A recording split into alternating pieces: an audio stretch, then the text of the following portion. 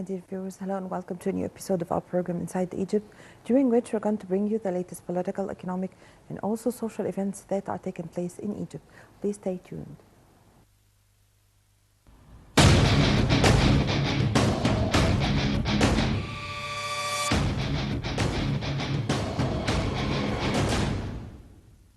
Welcome back. An explosion on Sunday at Cairo's St. Mark Cathedral killed 25 people and injured 49. St. Mark's Cathedral is the seat of Egypt Orthodox Christian Church and is home to the office of its spiritual leader, Pope Tawadros II. The bomb was reportedly lobbed inside a chapel that is adjacent to the cathedral's outer wall. Prime Minister Sharif Ismail arrived at the site as a team of public prosecutors were dispatched to the area to conduct investigations. Church sources said police are unloading surveillance cameras for information on the bombing. Police are also combing the area around the cathedral. Army and police hospitals were ordered to open to receive the injured from the blast. Presidency announces 3 days of the mourning across the country. Meanwhile, Health of Egypt's Al-Azhar condemned the terrorist attack.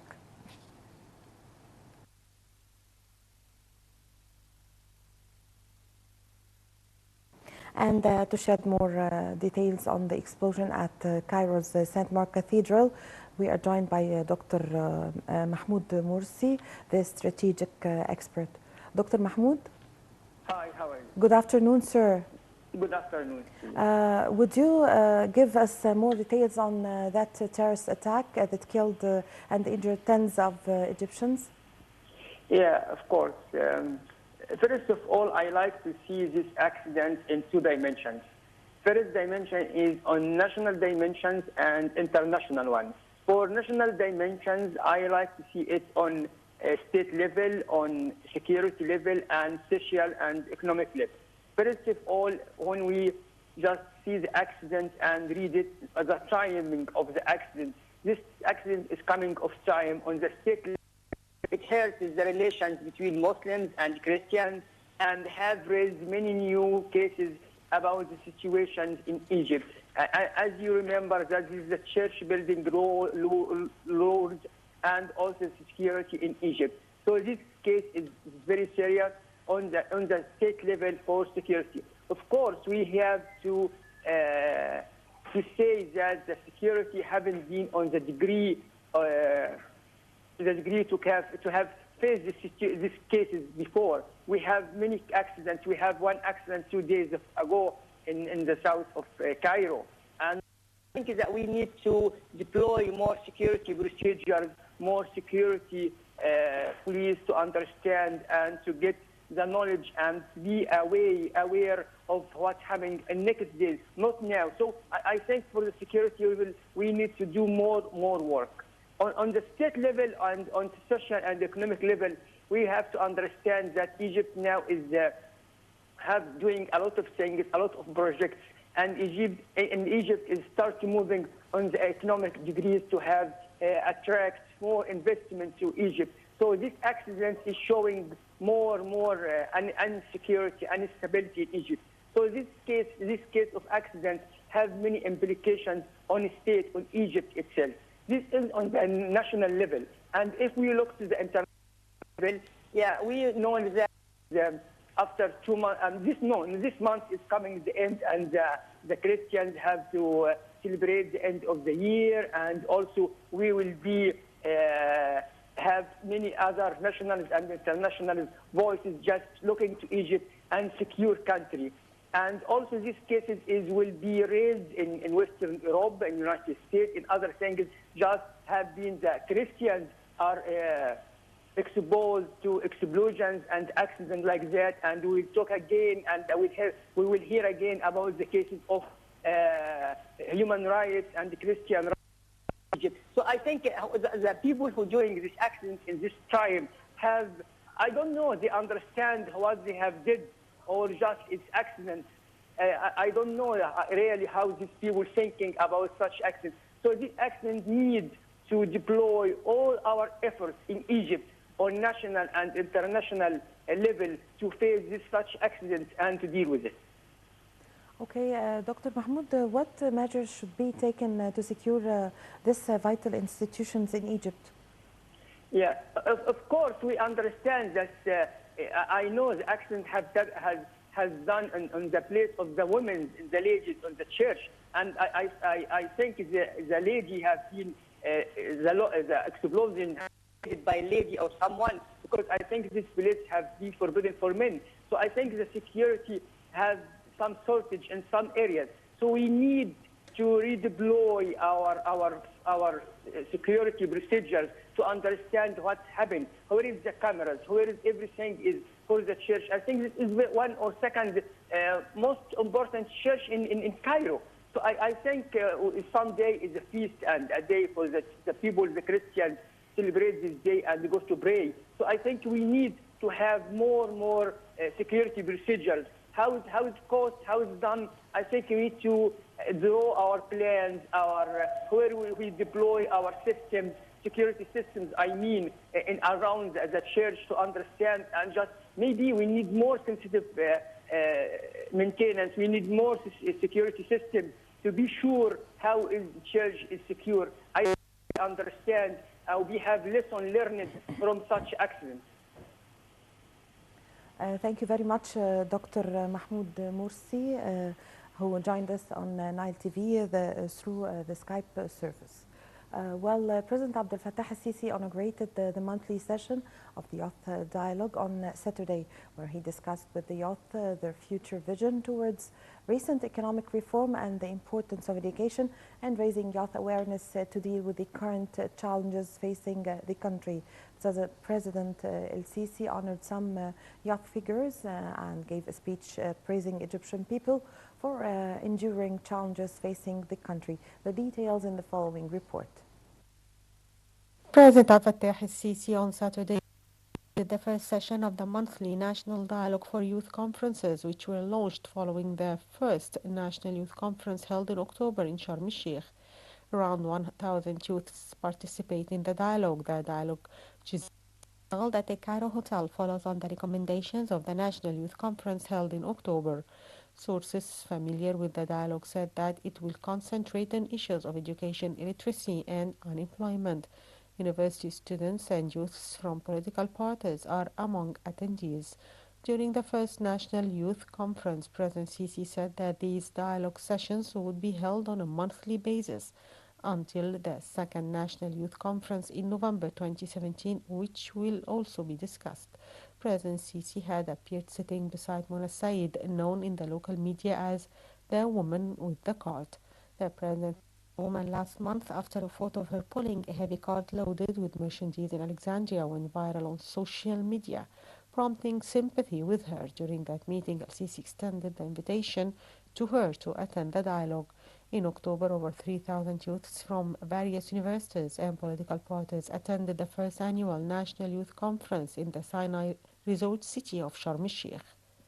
The meeting is organized to follow up on the decisions made during October's conference, which included the formation of a committee to review cases of youth prisoners.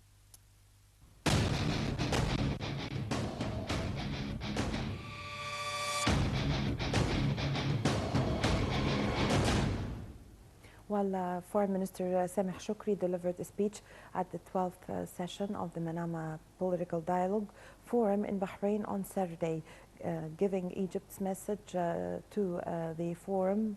Shoukry reviewed Egypt's political strategy in the Middle East. He said that the change wave witnessed in the region was aimed at changing a rejected reality. More details in the following report.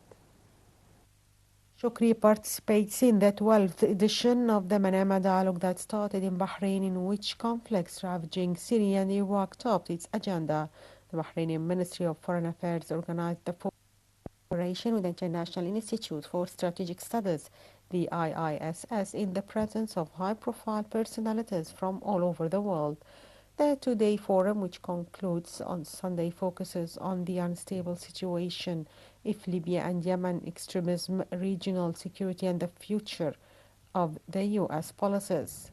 The two-day forum, which concludes on Sunday, focuses on the unstable situation in Libya and Yemen, extremism, regional security, and the future of the U.S. policies. The steadily growing relations between the Gulf Cooperation Council, the GCC, and Asia also rank high on the agenda of Manama Dialogue. The IIS Director General and Executive Director had announced Foreign Secretary Boris Johnson would address the inaugural session. UK government's official Arabic spokesperson Edwin Samuel said the participation of Johnson in Manama Dialogue 12 reflects a British commitment to protecting the GCC security and strengthening trade and economic relations with member states. Bahraini Foreign Minister of Foreign Affairs Sheikh Khalid bin Ahmed bin Mohammed Al Khalifa affirmed that Manama Dialogue provides an important platform for convergence of ideas and the exchange of views among decision makers and security leaders to reach a comprehensive vision and framework capable of facing various challenges in the region, as well as establish a roadmap to resolve its crisis in accordance to the current situation. He pointed out that the Kingdom of Bahrain is keen to continue hosting the Manama Dialogue, which its policy-based relations with various countries across the world founded on mutual respect and joint interest, as well as backing all regional and international efforts and in solidarity with all initiatives directed to the consolidation of peace and security. Earlier, Bahraini Prince Salman bin Hamad Al Khalifa, the Crown Prince, Deputy Supreme Commander and First Deputy Prime Minister, welcomed senior delegates from the global foreign policy and defense community to Bahrain's conference.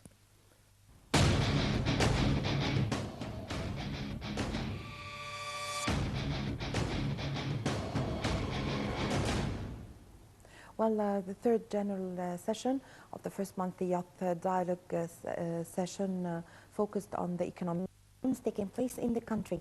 The participants of the session were Prime Minister Sharif Ismail, as well as the Ministers of Finance and Investment and the Governor of the Central Bank.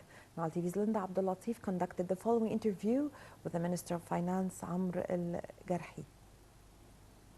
Shed more light on the session that you participated in that was held under the title Economic Reforms and the Youth Vision.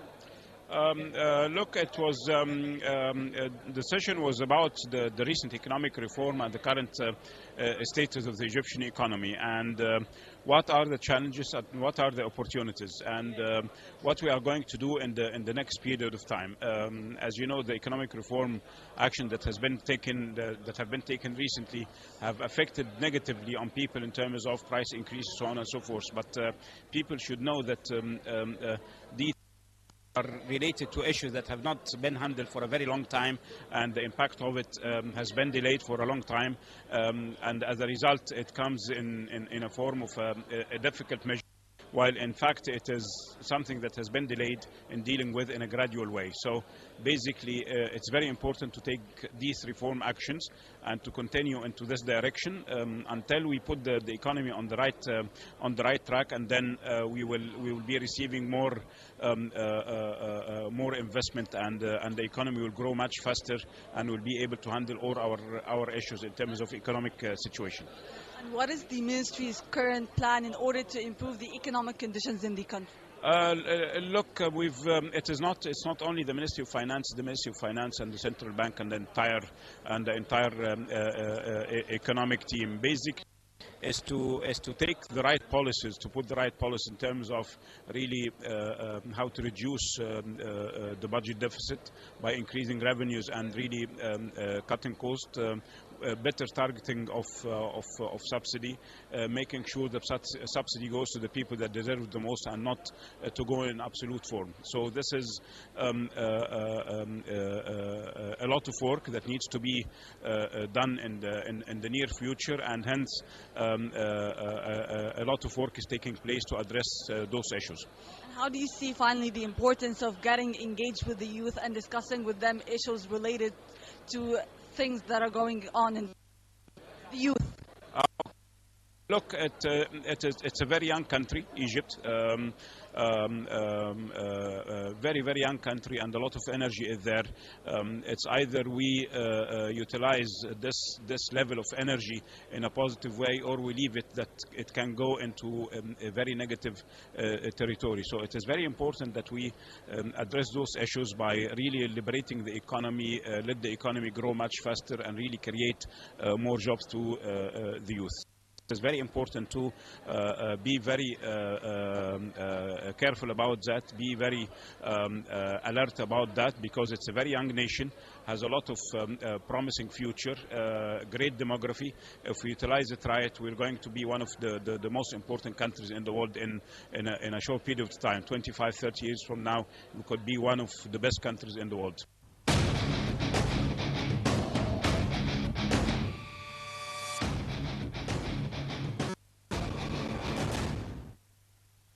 Well, Egypt succeeded in recovering 7 distinguished artifacts that had been illegally smuggled out of the country. The Minister of Antiquities, Khalid El-Anani, announced that the Egyptian embassy in U.S. received 4 late-period artifacts, while Egypt and Switzerland received an Egyptian stele. Details in the following report.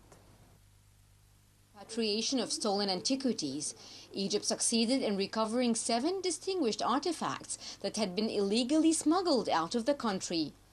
The Ministry of Antiquities announced that the Egyptian embassy in the United States received in early December 4 late-period artifacts, while the Egyptian embassy in Switzerland received an ancient Egyptian piece. Earlier, the Egyptian embassy in the United Arab Emirates received 2 Islamic lamps. These will arrive to Egypt as soon as shipping and packaging procedures are completed. The ministry expressed full appreciation for the efforts exerted by both the Ministries of Foreign Affairs and the Interior in collaboration with the Ministry of Antiquities as well as foreign authorities to repatriate the objects and protect Egypt's cultural and archaeological heritage. Meanwhile, the supervisor of the Antiquities Repatriation Department at the ministry said that the pieces recovered from the UAE consists of 2 Islamic lamps that were stolen from the store gallery of the National Museum of Egyptian Civilization (NMEC) in 2015, along with 2 other lamps. The thieves replaced them with replicas. One of the lamps belongs to Sultan Borqoq and has been recently recovered from London. The second is still missing, while the third and fourth were recovered from the UAE. He explained that the first recovered lamp from the United Arab Emirates belongs to Prince Salah Dar, the second belongs to Sultan Hassan. From Switzerland, Egypt repatriated 3 parts of an ancient Egyptian stele that were reported missing from Al Ghorna store on Luxor's West Bank in 1995.